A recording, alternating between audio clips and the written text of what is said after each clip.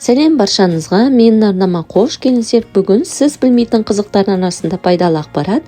Қазақ қыздан тараған жеті ұрпақты қалай атаған? Қазақта жеті атасын білген ол, жеті жұрттың қамын жер деген даналық сөз бар. Балаға жастайынан жеті атасын жаттатқызып, түп тарихы туралы өнегелі әңгімелер айтып отырады. Ал қыздан туған ұрпақтарын қалай аталатынын бірі білсе, біріміз білмей жатамыз.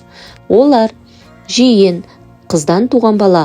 Халық адамның жақсы қасиеттері нағашыдан шығады дейді.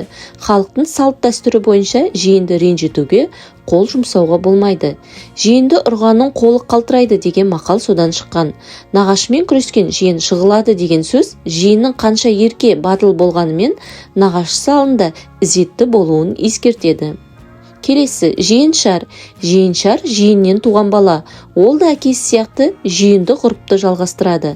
Қыздан туған жеті ұрпақты жиен, жиеншар, дегеншар, көгеншар, көбеншар, төбеншар, өленшар деп атайды. Халық арасында тараған тағы бір нұсқаны бөлісе күтуді жөн көрдік.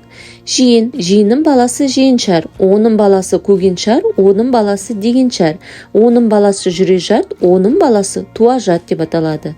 Бұл атауларды Әбілхай бидің баласы Ахметхан шешен айтып кеткен. Кейбіреулер жүрежат пен туажатты шөпшектен кейін тіркейді. Бұл әлі анықтай түсуді қажет етеді. Қазақ халқы қыздан туған жиенді құрметтеп ерекше сыйлаған. Жиен нағашыларынан нені қаласа да 3 рет алуға қақы бар. Нағашылары қандай қымбат зат болса да беруге тиіс. Бұл салт жиенқұрық деп аталған.